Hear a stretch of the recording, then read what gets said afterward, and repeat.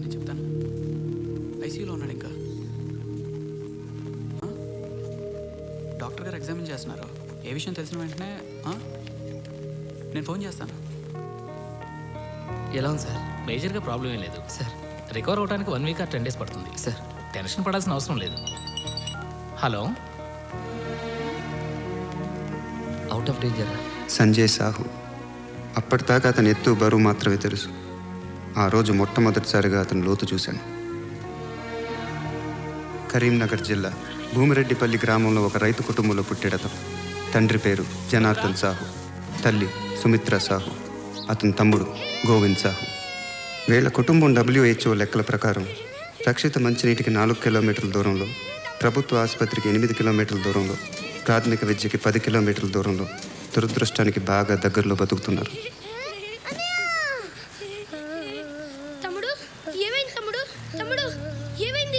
A cyanotic congenital heart disease with ventricular septal defect. ఏం లేదు, గుండెల్లో చిల్లు.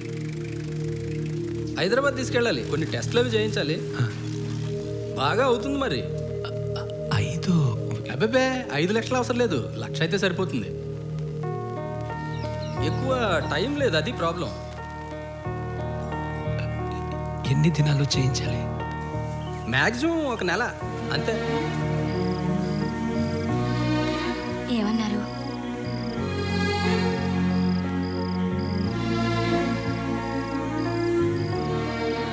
నీరసం వచ్చి పడిపోయాడంతే. ఈ అరుగు తాగితే తగ్గిపోతున్నారు.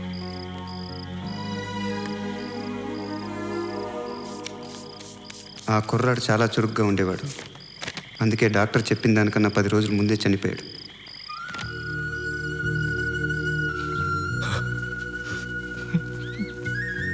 సంజయ్ సాహు 8 ఏళ్ల వయసులో మొదటిసారిగా శ్మశానం చూశాడు. ఆ తర్వాత చాలా రోజుల పాటు అతను పరిగెత్తలేదు. కొన్నేళ్ల తర్వాత జనార్దన్ సాహు పంటకి పురుగు పట్టిందని ఇల్లు పొలం తాకట్టు పెట్టి మరీ పురుగుల మందు కొని వాడాడు. పనిచేయలేదు. అతను కోపం వచ్చింది. ఆ మందు తనే తాగాడు. పనిచేసింది.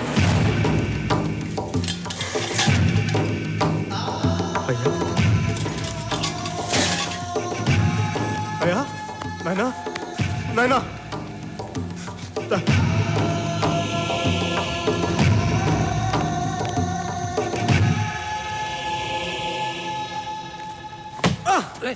జాగ్రత్త.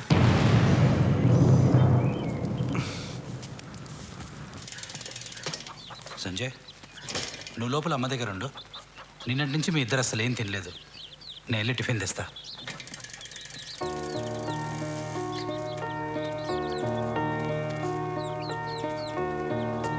సంజయ్, నువ్వేంట్రా ఇంకెక్కడే ఉన్నావు? అత్త ఎక్కడా? అత్త, అత్త.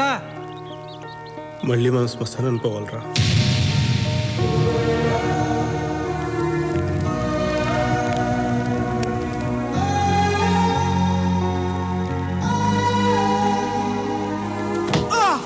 సంజయ్, కాలుకి ఏమైనా దెబ్బ తగిలిందా? ఏంట్రా, ఏమైందిరా?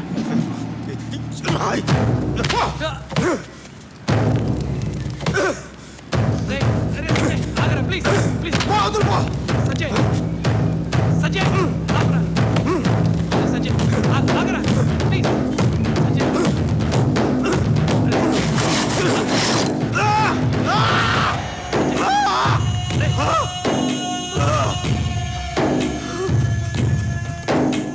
ఈ రాయి ఎవరిదో తెలుసా? ఇది సార్ సరిహద్దు రాయిరా. ఇక్కడి నుంచి కనబడే 1000 ఎకరాలు అయిందే. అలాంటి ఆయన సరిహద్దు రాయి మీద చేయేసి అంత మగాడివా? ఆ రాయే పీకేస్తావా? ఏంట్రా, కొడతావా?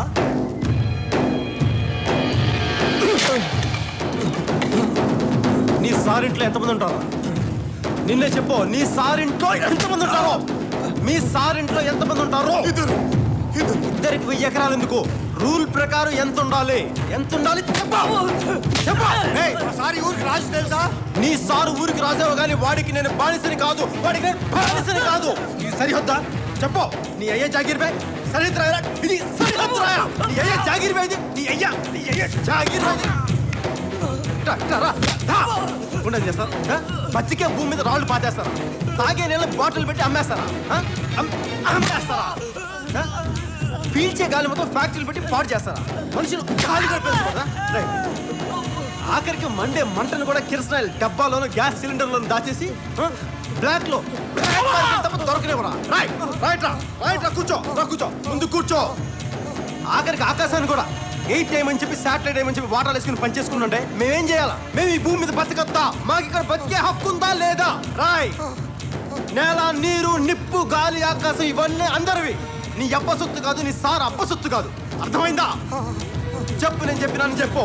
నీ సార్ ఒక్కడికి 1000 ఎకరాలు వద్దు, ఎక్స్ట్రా ఉన్నదంతా ఇచ్చేయమని చెప్పినాను చెప్పు. నేను చెప్పినాను చెప్పు. నా పేరు తెలుసా? సంజయ్ సాహు చెప్పాడు చెప్పు. సంజయ్ సాహు చెప్పాడు చెప్పు. సంజయ్ సాహు చెప్పాడు చెప్పు.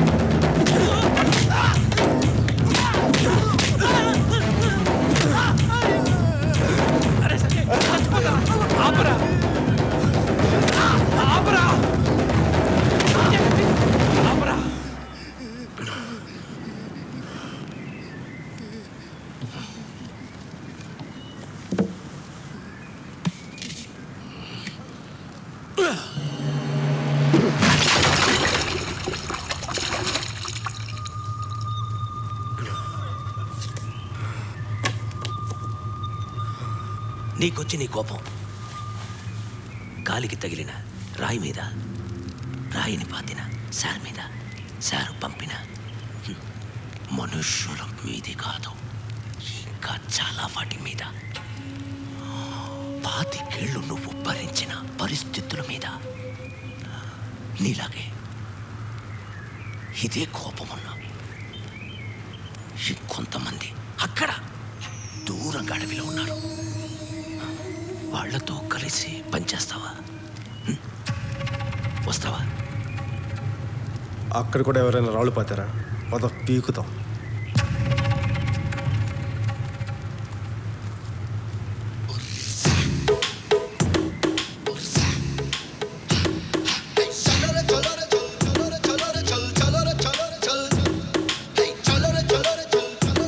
ఒక మనిషికుంటే కోపం, అదే కోపం గుంపుకుంటే ఉద్యమం అని అతనికి అప్పుడే తెలిసింది. కొరియర్గా జీవితం ప్రారంభించిన అతను కొద్ది రోజుల్లోనే క్యాడర్గా, ఆ తర్వాత లీడర్గా ఎదిగాడు.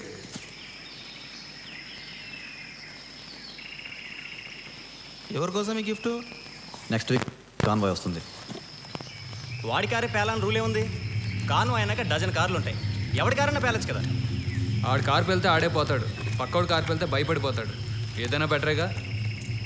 వాడి మీద కోపంతో అమాయకులను చంపాలనుకోవడం తప్పు. మనం చేసేది యుద్ధం, ఇందులో తప్పు రైట్ ఉండవు. గెలవటం ఓడిపోవడమే ఉంటాయి. అమాయకుల కోసం చేసే యుద్ధంలో అమాయకులు చనిపోతే మనం చేసే యుద్ధానికి ఇక అర్థమే ఉంది.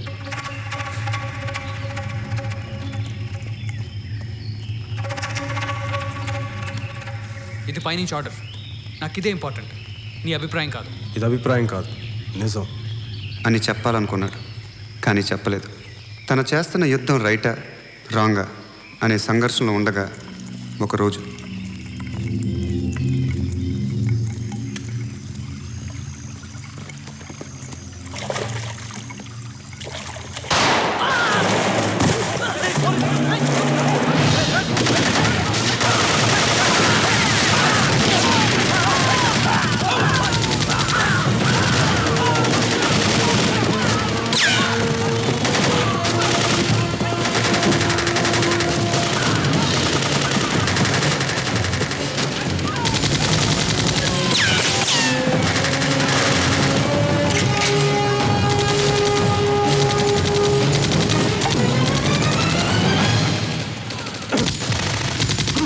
ముందుకెళ్ళకు చస్తావు. ఎంతమంది ఉన్నారు? రఫ్గా ఒక 5-6 ఉంటారు. జలుబా? కాదు, సైనస్. మందులని వాళ్ళపోయావా? మందులే వాడలేదా? ఏం వాడినా చచ్చేదాకా పోతుంది. అయితే పంచే కొంచెం ముందుకెళ్ళు, మొత్తానికే పోతాం. I think it's over. Sure? Yeah hats off. Hey down down తుపాకి దించు.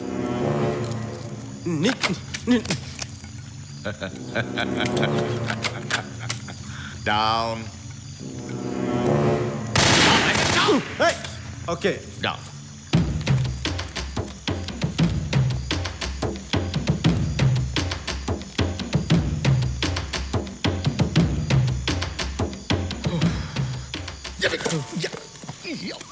ఏంటి తేలా చీమా.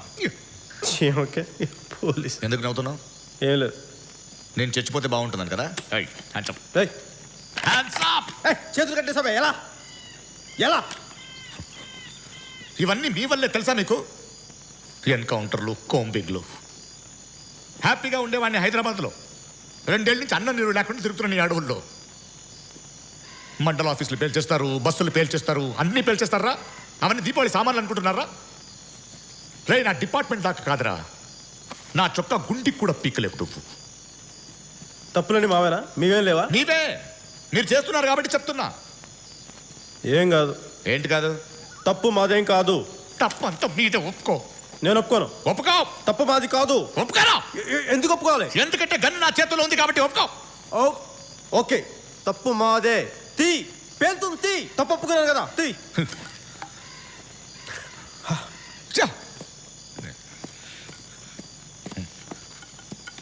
ఒక్కొక్కడిని నించోబెట్టి. ఏంట్రా ఇది? ఊబి. ఊబి. ఇవి కూడా మీరే పెట్టారా? మాకింకా అంత టెక్నాలజీ రాలేదులే. రైట్. నన్ను కాపాడలేకుండా చంపేస్తావు. రైట్, నన్ను కాపాడలేకుండా చంపేస్తావు. చిన్న కరెక్షన్. ఏంటి? బయటికి లాగు, లేకపోతే చచ్చిపోతానని చెప్పు. ఈ టైంలో గ్రామర్ ఏంట్రా? కాపాడరా, కాపాడు. ఒక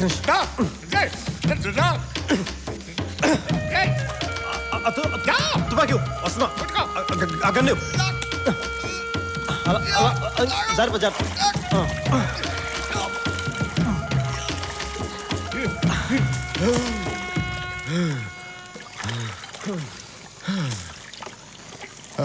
ఏంటన్నా ఇందాక ఏంటన్నావమ్మా? మేము గొడవలు చేస్తున్నావా? మీరేం చేస్తున్నారమ్మా? సోషల్ సర్వీసా? అసలు తప్పులు చేయకపోతే మాలాంటి వాళ్ళు ఎందుకు పోరాటం చేస్తారు? తప్పు మీది. తప్పు మాదైతే అప్పుడే నేను చంపేసేవాడిని. పిచ్చి ఆర్గ్యుమెంట్లు చేయకు. తప్పు మీదని ఒప్పుకో. నేను ఎందుకు ఒప్పుకోవాలి? తుపాకీ నా దగ్గర ఉంది కాబట్టి తప్పు మీదని ఒప్పుకో. ఓకే. ఏంటి ఓకే? అదే, తప్పు మాదే. వినపల్లా, సరిగ్గా చెప్పు. తప్పు మాదే. ఓకేనా? గుడ్. ఇది వేసుకుని వెళ్ళా. ఇందాక నా చేత మోయించావుగా. లే లే.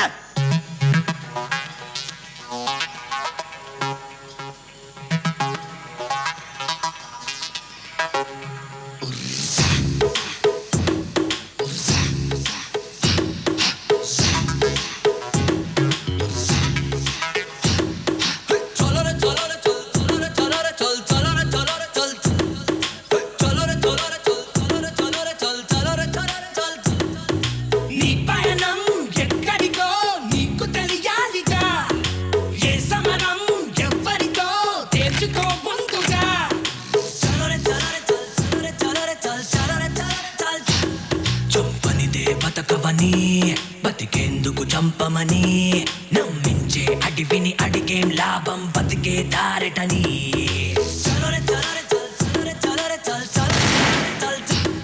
సంహారం సహజమని, సహవాసం స్వప్నమని తగ్గించే తెలివికి తెలిసే నా తానే తన శత్రువని.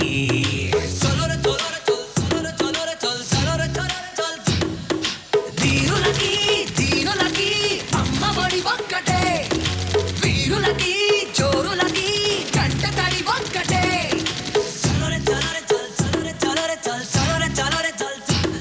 అప్పుడెప్పుడో ఆటవికం, మరి ఇప్పుడో ఆధునికం. యుగ యుగాలుగా ఏ మృగాల కన్నా ఎక్కువ ఏమెదిగా.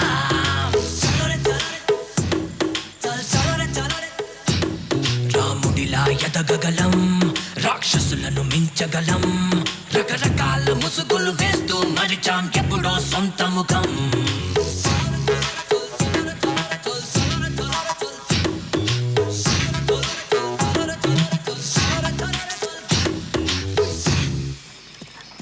ఒక నక్సల్ పోలీస్ ఆఫీసర్గా ప్రయాణం మొదలుపెట్టిన వాళ్ళు 8 గంటల తర్వాత 2 మనుషులుగా మిగిలారు.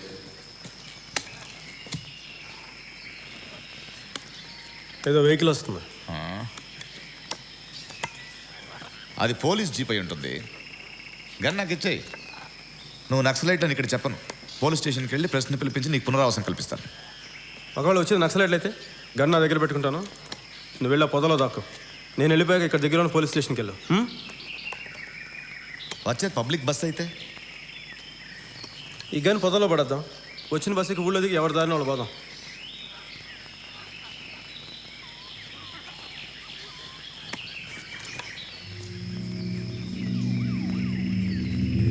ఏంటి అది అధికారులు వస్తున్నాయి?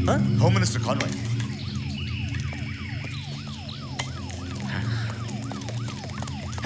ఏంటి అక్కడికి వెళ్ళు.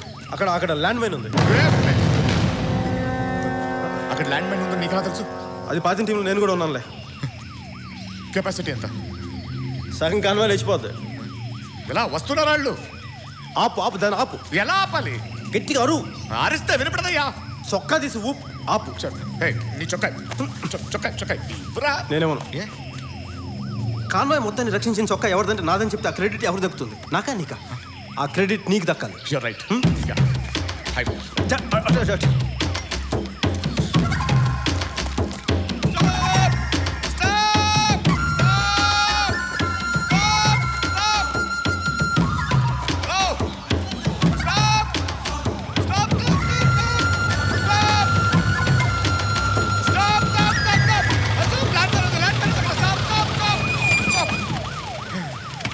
మినిస్టర్ ఇక్కడ. కేర్ఫుల్, ల్యాండ్ మైన్ అక్కడ. Thank you. Hello sir. Thank you very much బాబు. It's okay sir. Thank you. నా ప్రాణాలను కాపాడు. Thank you sir. Thank you. Thank you sir. Sir చొక్కా ఓపెన్ నేను సార్. ఆ ఊపాలు ఏవయ్యా లిఫ్ట్ అడిగినట్టు అదిగా కుర్రాడు చూడు రెట్లా తూపాడు. అది ఆపడం అంటేనే. ఇంకా ఎందుకు ఎక్స్పోజింగ్ ఎస్గా సట్ట ఎవడీడు? ఇంతకుముందు ఒకసారి హైదరాబాద్ ట్రాన్స్ఫర్ అడిగారు సార్ మిమ్మల్ని. హలో, నో ప్రాబ్లం, వచ్చేస్తున్నాను, మధ్యలో ఉన్నాను. ఏరా నీ దగ్గర రెడ్ క్లాత్ నన్ను దగ్గర క్లబ్ డాన్సర్లో పట్టలేపించావు. రే నా డిపార్ట్మెంట్ దాకా కాదరా, నా చొక్కా గుంటలు కూడా పీకలేవరా నువ్వు. జనరల్గా చెప్పాను రా. నేను సీరియస్గా తీసుకున్నాను. నిన్ను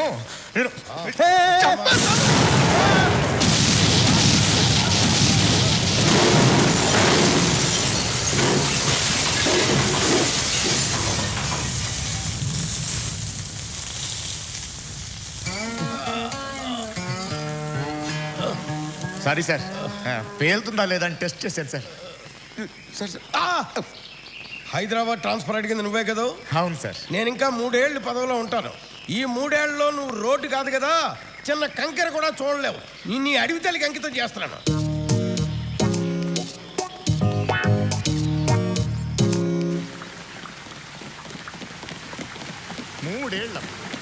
మూడేళ్ళు చింతపల్లి అడవిలో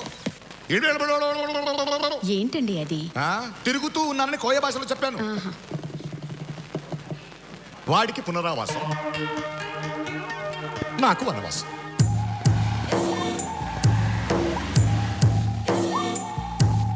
వాడికి హైదరాబాద్లో డిస్కో,